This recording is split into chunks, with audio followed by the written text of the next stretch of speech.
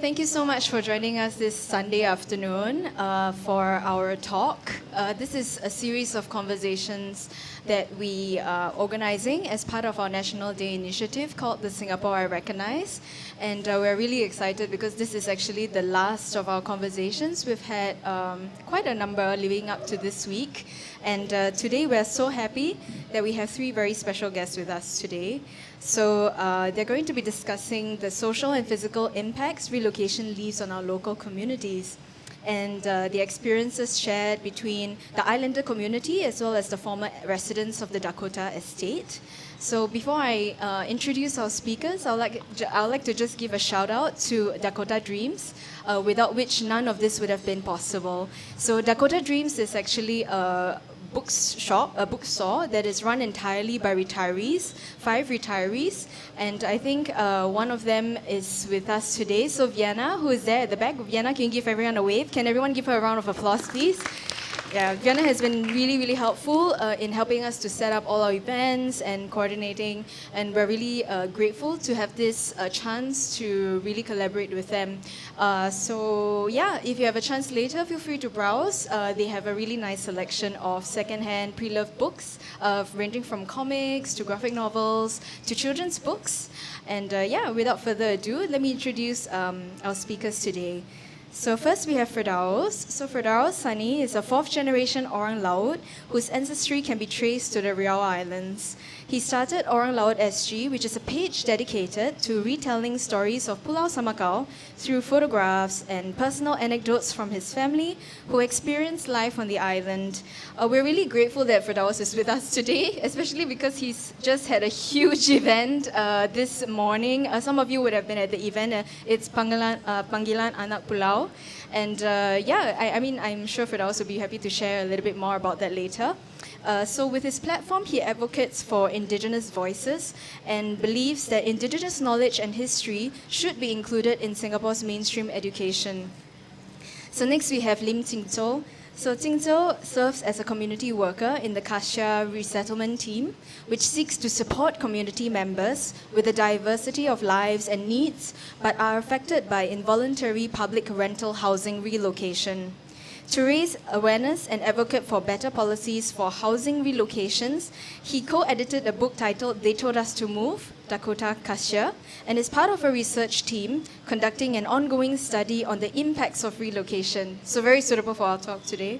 He concurrently serves the Merpati community together through the Merpati Kaki team. And lastly, we have Dr. Ng Kok Ho, who is going to be moderating the conversation today. So Kok Ho received his PhD in social policy from the London School of Economics and Political Science, where he was a UK Commonwealth Scholar and won the Titmus Prize.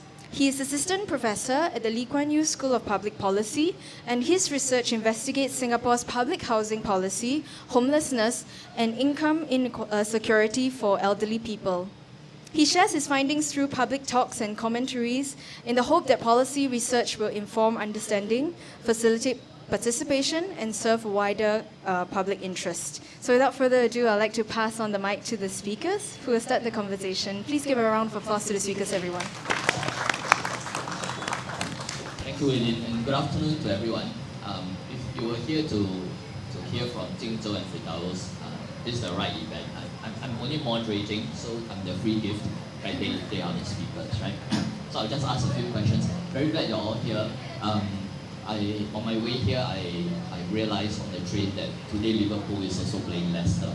But I show you this session will be more fulfilling and meaningful. So thank you for being here. So we know Firdaus just came from a very big event. And we'll ask him to talk more about that later. But maybe by way of introduction, in case people are new to the community and the issues you represent and want to learn a bit more. So maybe I'll start with Firdaus. Can you tell us a bit more about the community you represent and how it was affected by relocation? Roughly when did these things happen? The first question is so hard already. Thank you for the question. I think what I do is, we started this page called Orang Laut SG. We use photos, narratives to talk about the island of Pulau Semakau And we first started just to reclaim the narratives of the people of Semakau through food. And 3 years later, we actually expanded. We look into different issues, cultural preservation, and one of the things is the issues of displacement as well.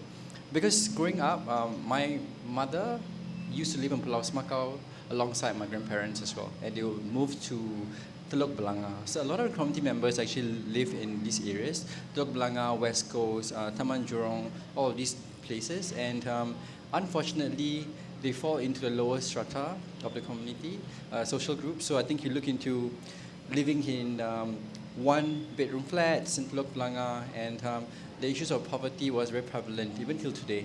So what we try to do at Orang Laut SG is to address that displacement happened 40 years ago, but the impacts of displacement are still around today. So what we try to do is to acknowledge these gaps, making sure that we address these gaps and just don't sweep it under the rug. And people like my grandparents, when they first moved to mainland Singapore, my grandfather was a defiant one. He's a figure in the community, and he didn't really like the city's air. That was what he told us. But so he returned back to the island, lived on the island up till mid-90s until it turned into a landfill. But because of that, because of his defiance, I was able to visit the island a lot. He brought me a lot to the island, and I get to learn a lot more about my heritage and who I am. So the issues of displacement look into the loss of identities as well. We look into the loss of heritage, and unfortunately, the lack of access to these spaces because of conservation, environmental conservation as well. Yeah. You mentioned something else. You mentioned identity, right, being tied to place and a way of life. Can you help us? Could you describe a little more how the identity of the Orang Laut community at Pulau Semakau was tied to the place and living there? I think before I answer that question, I have to also talk about not everyone on the island relates to the term Orang Laut. Some of them relate to the term Orang Pulau. Most of them relate to the term Orang Pulau. But because of my mixed ancestry and my linkage to the Riau Islands, we have a mixed heritage of Orang Laut and Orang Pulau. But I think to your question, to answer your question, the space, Nusantara was once upon a time, right? That's why we have mixed heritage as well. So I think it was a free space for everyone. In the 60s and 70s, a lot of these individuals will come to mainland Singapore for jong races to actually barter trade as well. So they would bring fish like puffer fish, for example.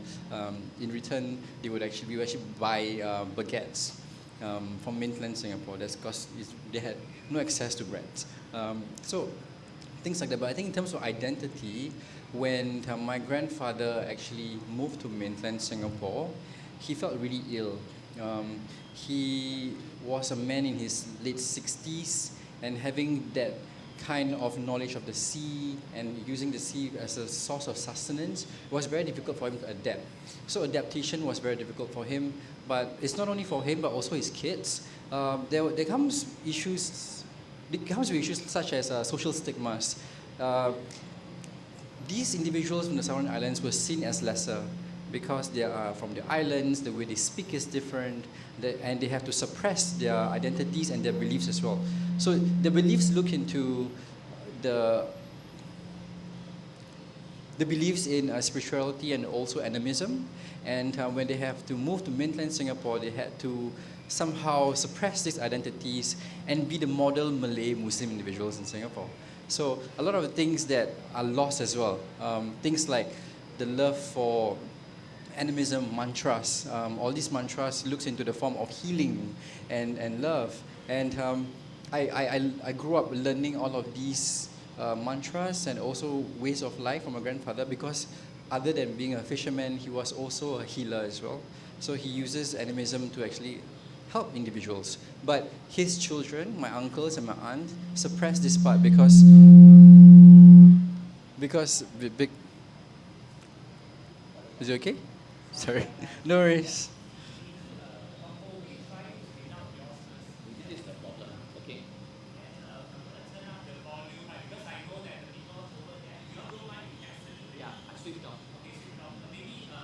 Hello.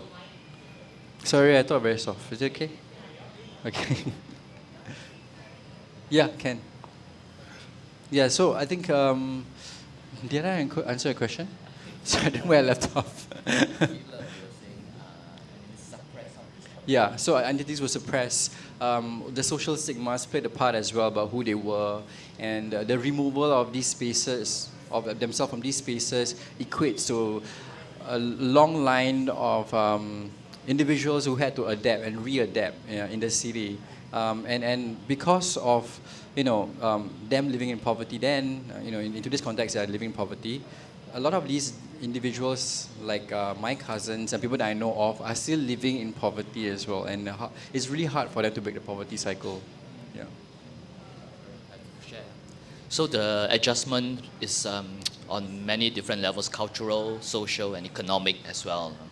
I wanted to ask you how personally you came to be involved in doing the advocacy work that you are doing. Of course, this relates to your family and yourself and your community. But how did you come to decide that this is what you will devote yourself to? And specifically, how did you decide on your method, your intervention, right? Like you would do it this particular way. So we know Orang Laut SG started off as a website, but it's now, I think, more a movement than a website that advocates for indigenous voices and history.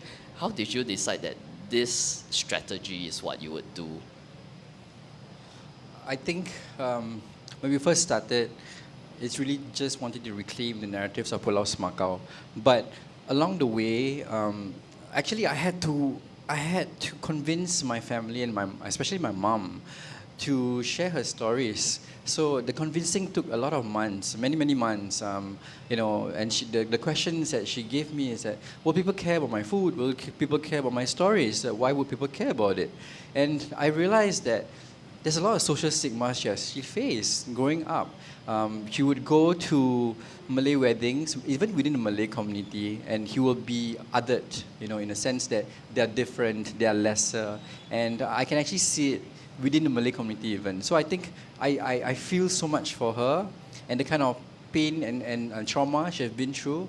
And along the way, when she started being proud of her heritage, so we chose Instagram because it was the most accessible. We started in the midst of COVID.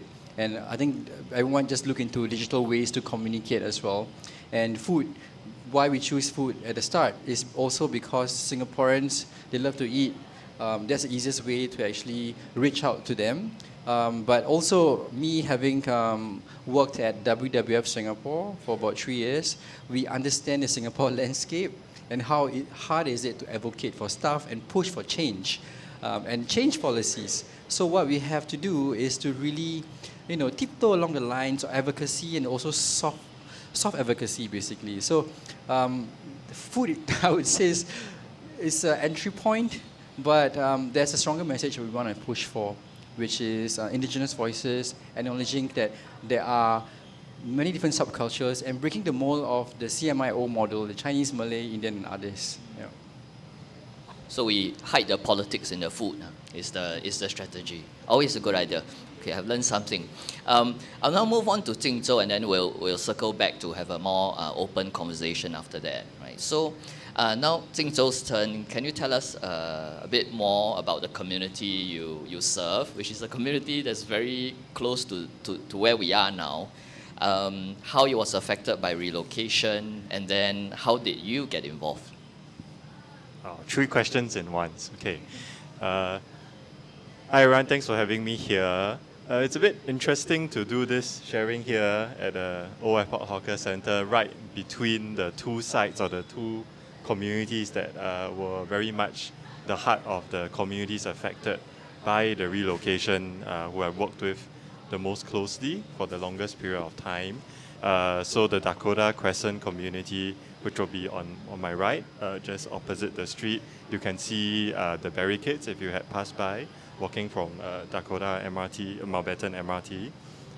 And the community who was staying there, who had then moved over to Cassia Crescent, which was just behind this very new block, so just 1 block behind that. And that is the streets apart of a community that was moved about 2016, 2017 They were informed much earlier, but the actual move happened 2016-17. And that has been how my life has also deeply intertwined with these two communities. I've been working with the community members and being in this area since they started moving over, about 2017, late 2016-ish. So about a good 6 years now, if my math is correct. And almost every week, and even more in the past, more regularly in the past, I would spend my time mostly at Cassia Crescent after they had moved over as a volunteer and as a community worker. And coming to Old Airport Hawker Centre would be a regular endeavour for lunch, dinner, coffee in between. And it's the first time that even after being with this community for such a long period of time that I'm actually doing a sharing here. So that's quite interesting for me. And along the way, I started working, serving the Dakota Cassia community, as we would call it. And afterwards, and this is a rental flat community, so low-income households living in social housing, public rental flats led by the HDB. And afterwards, after they moved to Cassia Crescent, which is just opposite as I said, that also continued to remain the main concentration, if you will, where most of the HDB rental flats are in this Mountbatten estate or Mountbatten constituency, right? So that was sort of the start of my journey with the issue of relocation. Afterwards, I spent about a year or so with the Tanglin Hawk community, which is a very different kind of relocation, not rental housing relocation, but actually purchase housing and specifically SIRS, which would be what I think some of us might be familiar with. And then after COVID hit, about 2020, that was the third community that I worked with on relocation, which is at Merpati Road, not too far away from here. Merpati Road is within MacPherson Estate, quite near Circuit Road or Circuit Hawker Centre, if some of you are familiar. And those were also 3 rental blocks that were affected by relocation. Some of them had also actually moved over to 52 Cassia Crescent as well, but they had moved over in a much more scattered manner. Right, so the Dakota Crescent community members actually got to mostly stay together, mostly continued to move together to Cassia Crescent, whereas for the Merpati Road community, it was actually quite dispersed. So most of them, about half of them or so, I think, still continue to stay within MacPherson neighbourhood, but they may not be staying in the same block or in the same vicinity. There are quite a lot of rental blocks in MacPherson. And then there's also a good number that's actually also moved out of MacPherson. So although both are rental housing relocation, although both are arguably within quite a similar time span, right?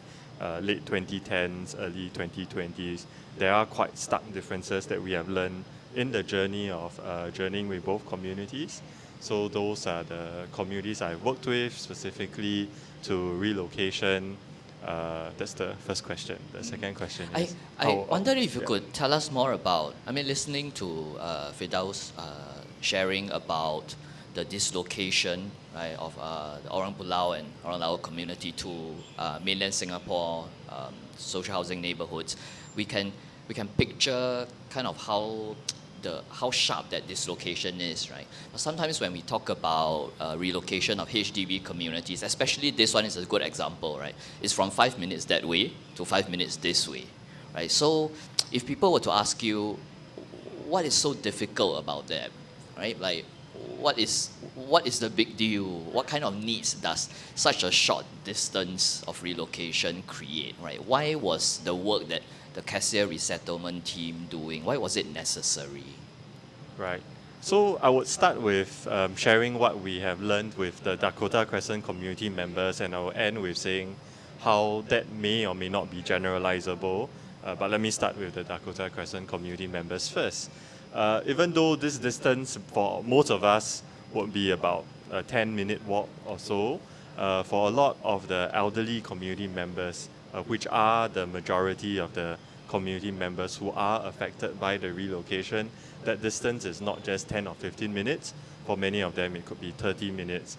And that small change, you say add 15 minutes, what's the big deal?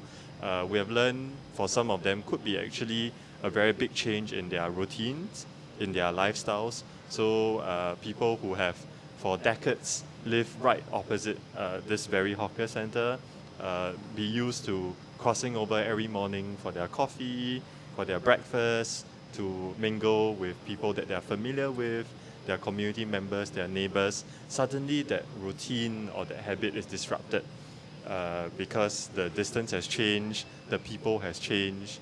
And not just that, I think also considering that some of them also have mobility challenges, and then some of the residents have actually shared with us that, hey, actually, I'm not able to do these things that I used to do anymore because it's just really too straining for me or too strenuous for me. So that's one aspect of it, I think, the routines and the rituals and the habits being affected, and it can affect people's physical health, can affect people's mental health. Another aspect that is also quite tight with that, as you would tell, is also the social relationships that are embedded within the community. I mean, in a community, there will be some people who are keeping to themselves. They may not have such strong relationships or neighborly ties, but at the same time, there are many who would actually thrive on those connections or depend actually to have their even basic or daily needs being supported by these neighborly connections and relationships within the community. And what happened was that these relationships are naturally disrupted when people move, right? You don't get to continue staying with the same neighbor. You don't know where your friends who you used to immediately know where they are, which floor they moved to, which area they moved to.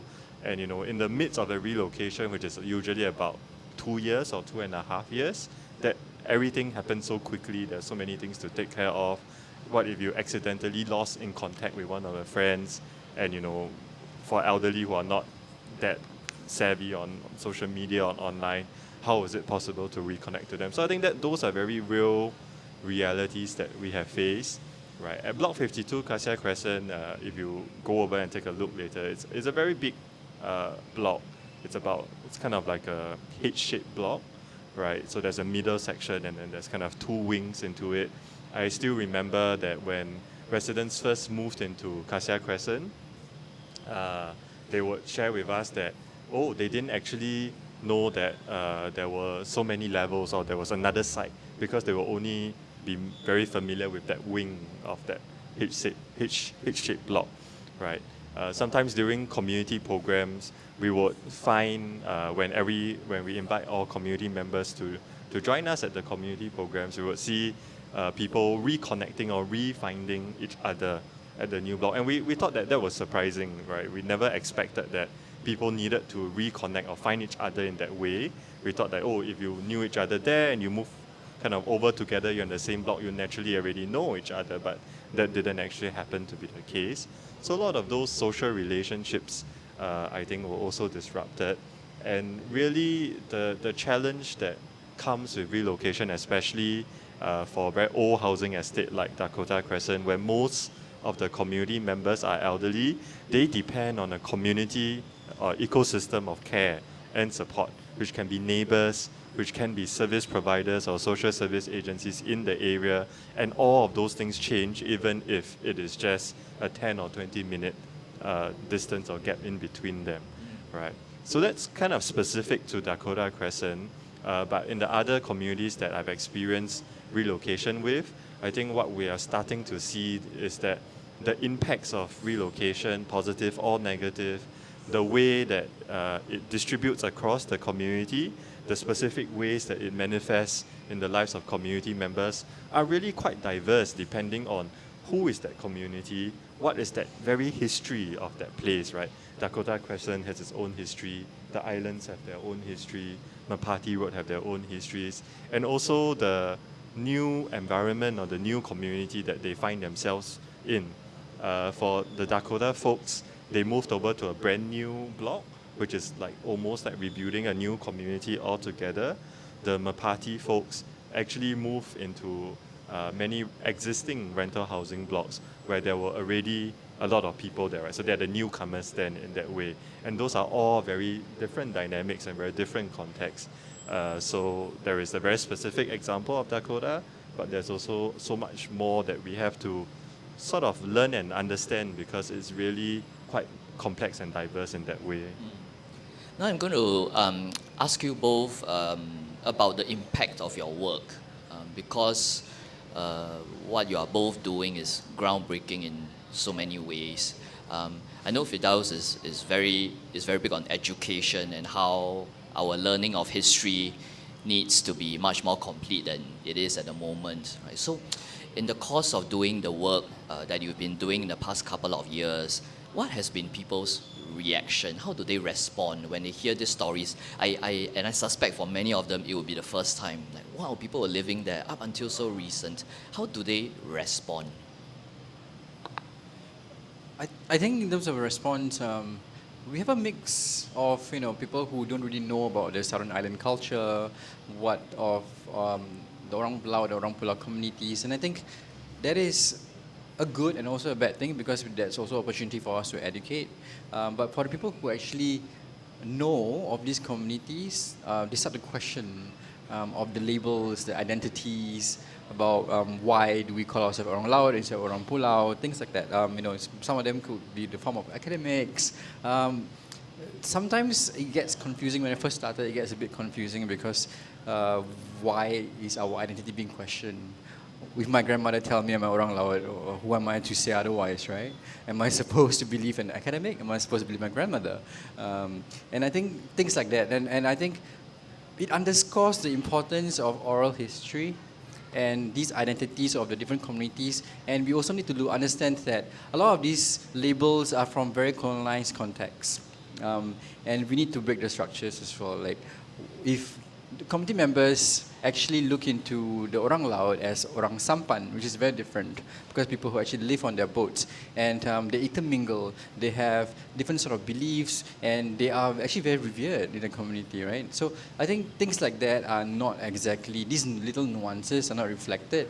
If you look in, I'm sure there are many good literatures and research that was done, but this is through the eyes of researchers. It might not be local researchers, but it might be researchers from the 1900s or 1800s even. I think for me, what I've learned is that we need to somehow reclaim these narratives and make sure that we are able to retell these stories through our own point of view, the point of view of our ancestors. And academics can question, but also we need to start questioning the status quo. So what I've learned is that to grow some balls, basically, to make sure that education is really important, but also it needs to come with a layer of advocacy and what is that one punchline you want to live at the end of the day. For us as indigenous people here, before Singapore was even Singapore, and making sure that these narratives are reflected within our Singapore context, right? Singapore wasn't a fishing village. It was small. It was a thriving space, and we need to acknowledge that as well. So all of these little things, very small nuances like fishing village. I think these things you go to the NDP, you watch it as Singapore being depicted as a fishing village, but it wasn't. It was a thriving space where there's a lot of interconnections within the water space, also the sharing of ideas. Like one example is my grandfather, he likes to merantau. So he would actually, he's a seafarer, he would move around the different parts of Nusantara in search of ilmu, which is to learn new knowledge. And this new knowledge comes in the form of new mantras, and mantras of how to gather more fish, or healing practices, how to help other community members as well, and through medicinal purposes as well. So all of these things, indigenous knowledge and the understanding of water and the sea and how they react to it. And these people are guardians of these spaces. And when we look into the conservation of nature, right? We put science as number one, but what about the people who has always been around, who has been protecting these spaces and understanding the waters, understanding the nature spaces, and they are right now at this point being looked as people who are encroaching nature. Yeah, I think a lot of the committee members, when they're still going out at sea, there's this layer of fear. They are really afraid that they might be caught by the marine police because, everything has been gazetted. You cannot enter Pulau Senang, Pulau Pawai, you cannot enter Pulau Sudong, things Pulau Semakau even, right? So one example is my grandfather. When he actually moved to mainland Singapore, he went back to one of the islands. He wanted to catch a particular species of fish. And he knows that this particular island that has been gazetted to be a military space has a lot of those species of fish. But when he went there, he was caught by the marine police and he was thrown in jail. And when he was thrown in jail, my grandmother followed suit as well because you can't, arrest my husband, so I had to follow. So both of them were landed in jail just for fishing. And my aunt, I think my aunt and my mom were crying just to have, and they collated money just to release him on bail. Imagine being thrown out of your space, your own space, right, your own community. So I think that's why it harbors a lot of fear, a lot of, even until now, the idea of that you cannot break laws and they remain silent. They don't dare to speak up. Yeah. I think you are already helping us gain a sense of the friction that this advocacy, right, the telling of this story sometimes can create. And you also mentioned the need for courage, right, and some risk taking. What, in your experience, since we're at a live event, right, with the audience that is only here, right, we have a limited audience. So, what, in your experience, is the riskiest advocacy message, the most sensitive one, and then how do you put it across? Am I allowed to say? I think the word indigenous, it's as simply as that, acknowledging that we are the indigenous people. And also, to be honest, the idea of displacement is a very touchy subject. And I learned it the hard way, and we have to really push, but very softly. So I'm not sure if you guys are aware of this book called Fishermen in Flats. It is actually written by a university in Australia. And there's only one book in Singapore, which is a reference book in National Library. You guys can read it if you guys want. But it actually documents how the people of Sudong Islanders actually went through the route of law to oppose the resettlement of these communities. But of course, they weren't allowed to. Displacement still happened.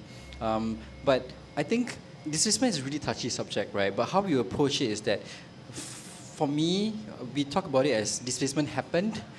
We look into the National Archives as well, and we look into what has been documented and presented as these are the documented facts, and these are the narratives that have been shared, the anecdotes of the people of the community. So we pair it together, things we research and also our personal anecdotes as well. And it's risky because people might see it as anti-government. People might see it as like questioning the status quo, but for me, it's making sure that we're able to reclaim these narratives and also give them the rights that they deserve.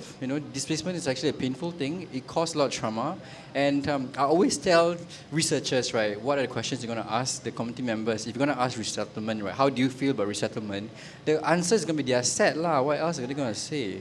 So, and you need to approach these topics very carefully. And you don't talk about resettlement. How do you feel about resettlement? You need to ask them other questions relating to resettlement about how they adapted, which is, I think, a better question, because a lot of their children and grandchildren are not living the lives that any other Singaporeans would, because of the social class that they're thrown into, which is really unfair. Yeah. Along similar lines, question to Jingzhou. I know Jingzhou looks very harmless in his outreach attire, and this is his outreach attire ever since I've known him. So he was just walking around in the neighborhood. So, but I know that you have been describing to us how you help work with the community, the residents, and so on. But I know that government or policymakers is also one of the audiences, right, or targets of your work. Can you tell us a little bit about what is your main advocacy ask of policymakers, and how have they responded? Right. So I think you see the issues with public rental housing relocation is tricky. Is that it is not in itself just a relocation issue. It's also an issue of public housing and the inequalities that are embedded within our public housing system, regardless of whether you relocate people or communities or not. And it's also interlaced with issues of aging in place, which is also the kind of national priority when it comes to aging policy, but comes in tension with urban renewal and rejuvenation of very old public housing stock. So it's really kind of enmeshed together in that way, which means that there isn't a definite, straightforward policy solution to it per se. A lot of times, I think that there's a lot of energy that is invested into understanding the various side of the issues, the various different policy makers that carry different lens into how that will intersect with the relocation issue. So that is, I think, what we start with doing. But the question is really, what is our main ask, or what is our immediate ask, I would say. I think the immediate ask is always about if we cannot change the inevitability of public rental housing relocation, how can we make it sort of the best, if we like, for the members, the community members who are going to be relocated? And we remind ourselves of the narrative when Singapore first started home ownership as a national movement or program, right? The sell to society or community then was that the move away from your existing housing, which were often what we know as kampong housing, to this high-rise public housing was improvement in your lives and environments. And so there were definitely losses from so-called kampong life or kampong living, but people could also see quite clearly for themselves or decide for themselves that these benefits were worth it. Of course, not that people had a choice in it ultimately, but that narrative of how we will take care of you as this move or this transition happens, the clear understanding of what is it in it for me, how can this translate to better lives for myself or for my family.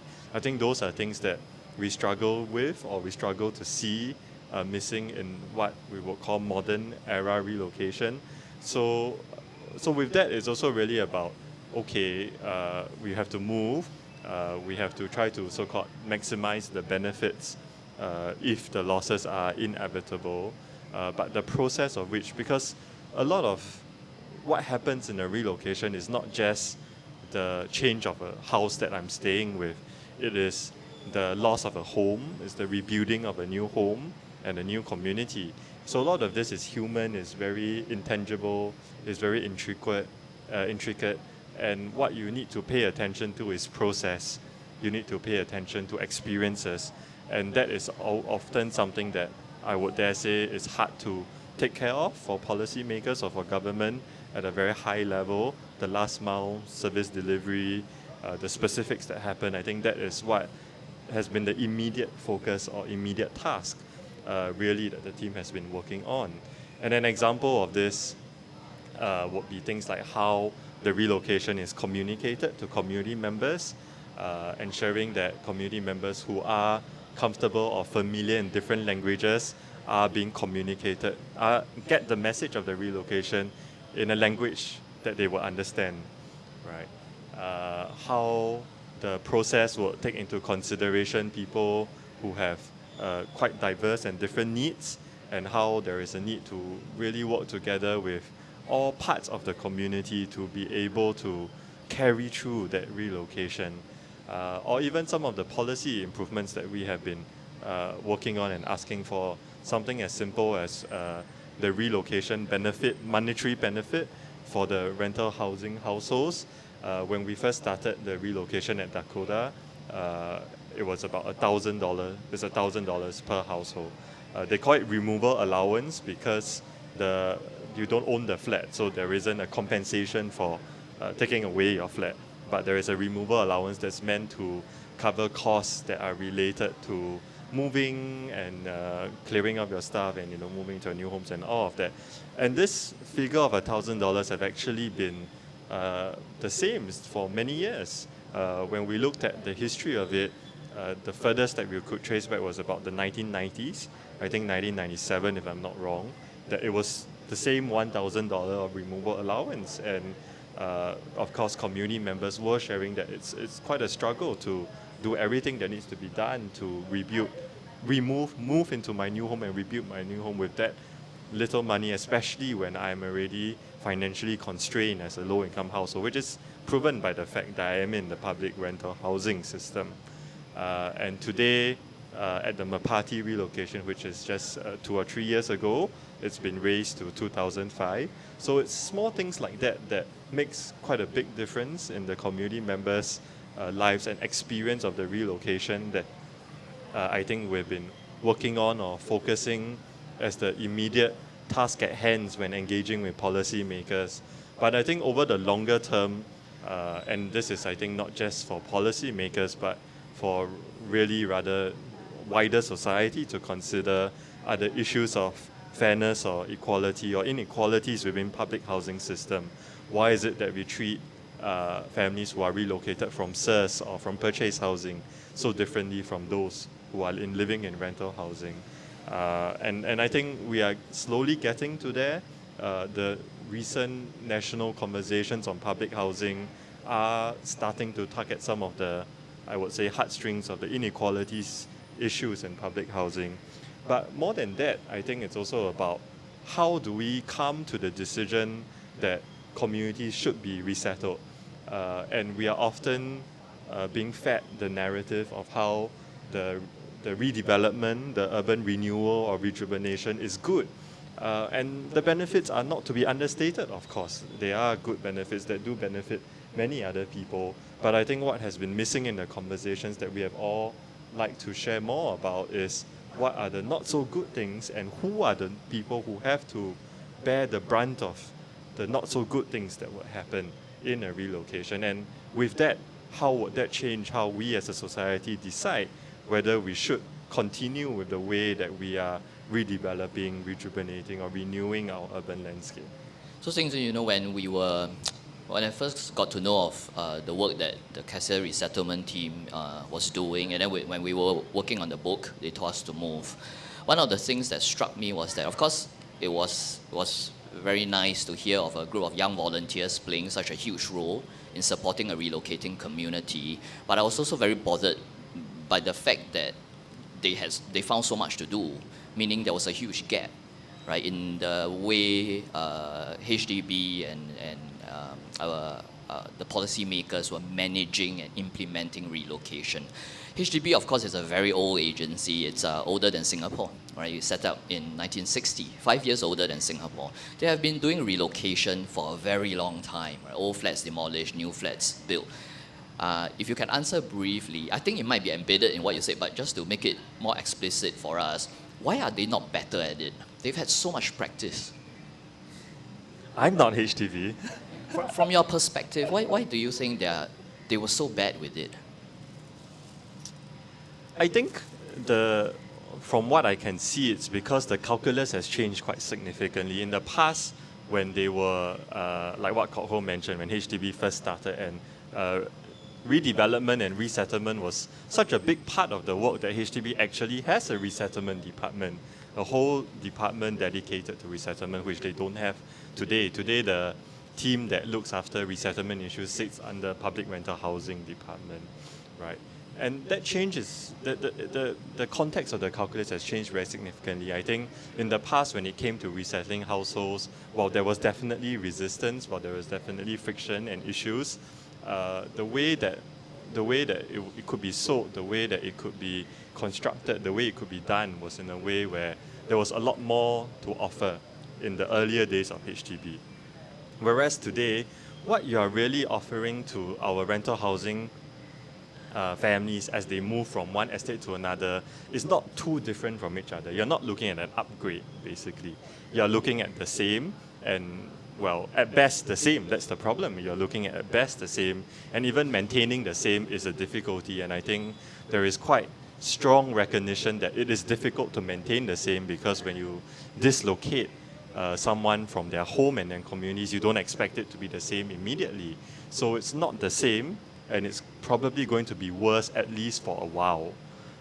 And that is, I think, what didn't really struck probably HDB when they are starting in this, what I like to call modern era relocation as compared to the past. So the calculus and context has shifted dramatically. We haven't caught up back then, at least when Dakota first started getting relocated. And now we are starting to see that in a very different context where the calculus to relocation is very different, or rather the way that it will interact and be experienced by community members being relocated are very different. We will need to relook at how we do this. We need to rethink how we do this. Okay, I want to make sure we have time to take your questions. So would anyone like to get us started? If you have any question at all for either of our speakers. I sense a question coming. No? Okay, I sense wrongly. Anyone else? Yeah. It's off.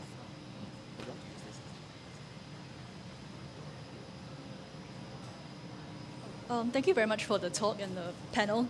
Orang Laut is actually more about a nomadic lifestyle where, as a culture, you're not tied down to a material location. So how can we learn from that culture to not be so tied down to material ownership and yet live a very meaningful and fulfilling life? So I think that's something that we can actually benefit from. So could you just... What a fascinating question. Yeah, Firdaus? That's a hard question. I think right now what we're trying to do is we try to define and shape what is our culture, a lesser-known culture and tradition. And in my point of view, there's a lot of value systems that are in place that could be, shared widely in Singapore as well, like appreciation for nature. The belief system is looking into taking what not more than you need. That's one of the examples. But other than that, there's also the idea of like co-sharing as well. So I think co-sharing spaces and these beliefs are ingrained within the culture. And it's not only the Orang Laut, Orang Pulau community, but the wider Malay culture as well. There's this very deep respect for nature and also where the land they're from. I think it's just so important to know that the adab and the adat Melayu, it's very intertwined within these communities also. I think right now, as we progress, I believe the other communities who also have the same values as well. But because of capitalization, because modernization, all of these values and our value systems change rapidly. But I think it's also good that we can look back and look into what is our principles, what are value systems. I can't pinpoint what are the things that people can learn because these are very subjective things. But I would, because I really want to educate individuals about our culture and livelihoods. So in a very modernized context, the respect of nature is really ingrained within these communities. And through our programs, what we try to do is to share a bit more about appreciation for nature, because the topic of climate, it has been very prevalent. But actually, I think we look into who are the communities who are being impacted, right? It is not only Singaporeans, because you guys feel very hot, turn on your aircon, but the communities of the coastal communities, not only in Singapore, but the Riau and the Malaysian islands as well. These coastal communities are heavily impacted. So our recent research, what we found out was that agar-agar season has drastically changed. Instead of collecting agar-agar during the low tides, they now collect agar during high tides, and they're collecting per kg for only 30 cents, and they're selling it. And because of the high tides, it caused a lot of deaths. These communities are being impacted. So there's a lot of impact to these communities because of changing seascapes, which means lower in fish yields, and I think very erratic changes to the sea. And recently we went to a trip with NTU. We actually visited the Orang Suku Laut of Bintan, and they mentioned to us that even the elders find the waters to be a stranger. They don't know when the rain is going to come, right? So it's actually, I would love to answer the question in such specific details, but actually what we are doing is we are still impacting these communities, and also while we are impacting our lives, these communities are more heavily impacted. And because of that, they turned into lives of crime. Instead of collecting mollusks for a few dollars, they would rather smuggle cigarettes to a country because they will earn the same amount, if not more. Yeah. Sorry, I digress, but. No, thanks. I think you helped us to understand how complex this issue is, right? And how on the front lines, not all groups are exposed and are affected equally. I think that was very important to share. Are there other questions? Yes. I was actually struck, listening to you speak and reading the book about how close-knit the Dakota, Cassia community seemed, because it's not something I personally observed in my own housing estate. I was wondering if you have any takeaways for us on how we can build stronger communities in Singapore, communities that are emotionally meaningful and satisfying, as the ones that seem described in this area.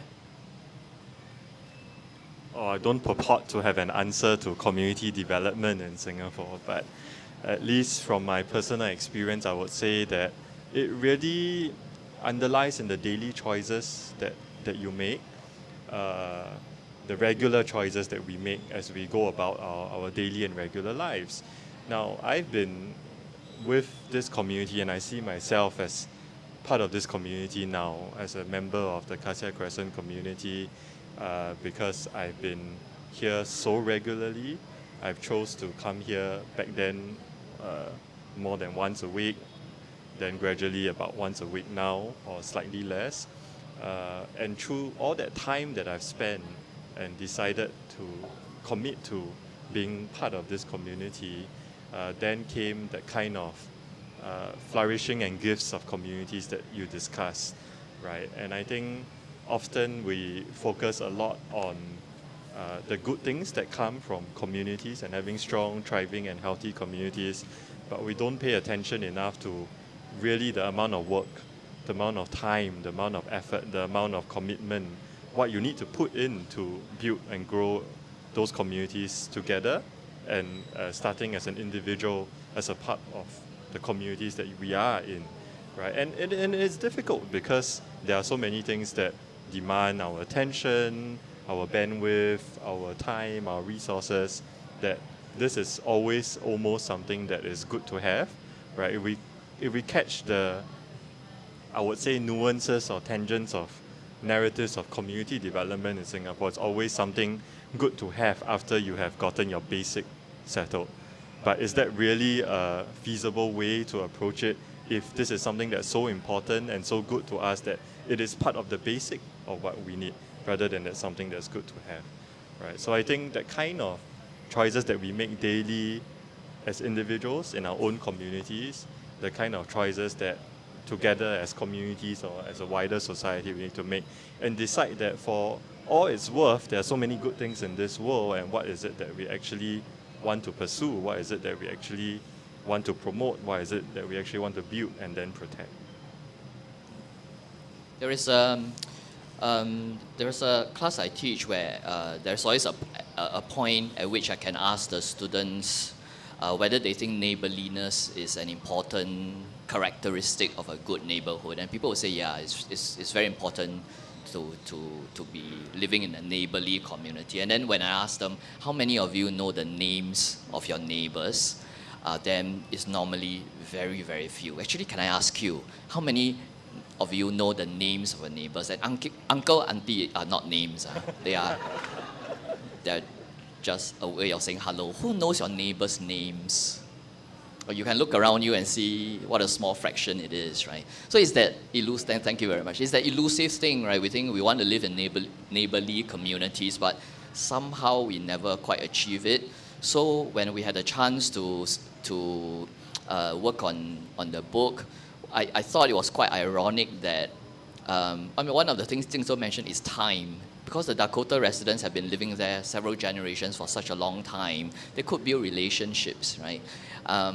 But then that is not entirely consistent with a model of asset ownership where you are, as your career progresses, you're looking to upgrade, sell, move, right? You keep upgrading because then the profit margin is better when you buy a bigger flat. Between community and asset accumulation, there is a tension there. Of course, the irony was that in this very organic community that was so strong, right? There has the kind of networks that RCs can only dream of, right? We did so poorly to preserve it, right? That I thought really struck me. Any other questions? Yes. I was wondering, because you've both been doing this work for quite some time, right? So how do you kind of keep it going and how do you avoid burnout basically? Because from what I understand, the work is like, it comes from yourself. There's no one pushing you to do it. So how do you keep the momentum going basically? Oh, sorry, can I repeat the question? Okay, the question was, this work is tiring, right? And you can see that it's not just work for them, right? It's who they are. It comes from a deep place. So how do you prevent fatigue and burnout? How do you take care of yourselves? How do you keep going? Firdaus, want to go first? I'm literally burned out as we speak. Because just came back from an event, Panggilan Anak Pulau. So we started this thing for 3 years now. And we have a good momentum. The support actually helps, but also it's good to set goals, and the goals just keep growing bigger and bigger. And it's a bit ambitious but important, but also good to find allies. I mean, having allies are very important. And finding the people who are supporting, like Ethos, for example, they're always supporting us. And so this recent event that we had this morning was called Panggilan Anak Pulau. Panggilan Anak Pulau equates to calling from island descendants. So we work with about 10 descendants from different islands to call for Hari Orang Pulau, which is Islanders Day. It's going to happen next year. So this is a landmark event for us today, this morning, but at the same time, next year is going to be a bigger one because we're celebrating traditions of the islanders. I think it's also good to, because of the momentum that we had, a lot of these descendants are coming to offer their time, their help, because also they are trying to identify themselves within, the idea that they are a descendant of Orang Pulau, Orang Laut, which is great. I think to answer your question is how to avoid burnout. I kind of feel like when I first started, there's no way out, so I kind of have to continue. So yeah, I'm looking forward to sleep. Yeah, I think so. CRT is about 6-7 years old right now, and I think what's been important for me in that respect that you have asked about is to build really strong teams and strong communities, that the work is not anchored or dependent on one person, an individual. It's not the individual, but it's actually the team. And you could have an individual or multiple individuals who are the face of the team, the brand of the team, so on and so forth. But really, if you look at the work, it's not an individual's work, it's a team's work. And over the years, we've learned this through the hard way. We've learned it that, when it's only just a few individuals, it's really just too overwhelming. So how do we decentralize? How do we make sure that everyone in the team plays the part, shares the work, shares the load? How can it be built and organized in a way, right? A lot about community work, a lot about advocacy work is about how we organize ourselves. And how do we organize ourselves that take care of each other? How do we organize ourselves so that the work is not dependent on one person? And the kind of mantra that I always like to go with is like, I could be dead tomorrow, and what's going to happen to all of this? And that has to guide, regular reflection, regular decision making, planning as a team. So I think a lot about that is building strong teams, but beyond that, it's also building strong communities. And I think I shared that I see myself as part of the community, and it is not a one-way giving relationship where we are the ones who are always serving and always giving. There is a lot that I receive from the community, especially when it comes to finding a toilet in the block. so I know where I can go for a quick toilet break if I need to, because I don't have an office in that place as a ground-up community group. So, there are many ways that we receive from the community too. And, just yesterday, we were working with a family who needed some help improving the conditions of the flat. And, I was out here at NTUC trying to grab some cleaning supplies. And when I went back, I realized that suddenly we had gloves, suddenly we had masks, and suddenly we had this and that. And it all came from neighbors who saw us in action and then decided to share these things with us. And I think in those ways, they really keep us going as well. So I think teams, communities, but really as a community worker, I would say the introverted community worker is quite a contradiction in itself. Usually introverts feel drained by engagements or interactions with other people. As a community worker, despite being an introvert, I feel that the interactions with community members actually do help to fill up the tank, helps keep us going, because it's not about doing it for us or for something else, but really you get to see and so closely know what is it that this is all about. Yeah. I must say that question about how do you keep going normally gets asked at panels with veterans, right? Like if y'all were here at the session with Connie, for example, or with Ho Fang. So I just wanted to point out that despite their steadiness, maturity, and thoughtfulness, actually both Jingzhou and Firdaus are young people, right? So just wanted to point that out. Our young activists are amazing. I can maybe take one final question before we wrap up. Anyway, yeah. Thank you very much for a really interesting discourse. Speaking of tiring, I wonder what you would feel like when there's more and more people know about your stories and want to share the stories of the islanders or people living here. How would it be like for the people who are telling the stories? I say this because I live in Kampung Glam, born, raised, and still living there. And it gets a bit tiring having to share my stories over and over again, especially with people who commodify those stories. And I find myself resisting and wanting to tell my stories myself. How would you like other people to share these stories in the most respectable way possible?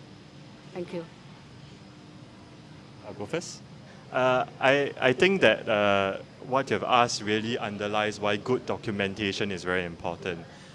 We were fortunate that with the help of the very good team at Ethos and with Kok Ho's help, we managed to do the book. They told us to move as an important site of documentation for modern public housing relocation as we know it. And often people would ask, can you answer this question? Can you tell this story? And I say, have you read the book? Right, and there are more than just the book as a form of documentation. I think the team has invested our time and energies into ensuring that this documentation outlives us, right? We are prepared fully that any day, the next day, we may not exist anymore as individuals, as a team, as an organization that we organize ourselves into. But we believe in the importance that these stories, like you very much mentioned, needs to be preserved for people to make their own judgments of in time to come. So I think, firstly, the importance of documentation. And I think the other point when you also shared about, people commodifying the stories or really just insensitively asking sometimes and all of that, really is that we have to learn that we can't always be the easy way in for people to gain access to stories, to gain access to people and communities. Our own journey and our own process of building relationships, gaining trust, and learning the stories of the communities is a process that sometimes we cannot and should not help people to skip for the sake of convenience or efficiency.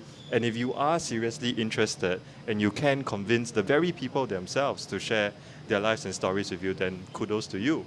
But we as kind of sometimes an intermediary or gatekeeper, if you like, of the communities that we work with, need to be very mindful and sensitive about that role we play. Thank you for sharing your points. I think a lot of the points I really relate to. But before that, thank you so much for coming for Panglan Pulau and then to this event as well. So see you twice today. I think documentation is really important, but at the same time, unfortunately, we somehow have to play the role of a gatekeeper This is because to protect our narratives and also access. These individuals want access to these spaces and communities, right? But I think for me, we somehow created a structure, and these structures look into, if let's say you look into the areas of research, who does it benefit? Does it benefit the community? How? We need to get them to answer all these questions and make sure that whatever they try to do relates and somehow benefits the community.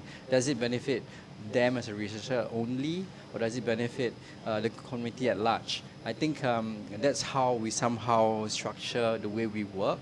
And sometimes when they look into like researchers for borderline route, they just say, please give me the contact of the Orang Selita or people who listen. No, I'm not going to do that. It's like, who the hell are you? No. So I think along the way you have to be a bit garang.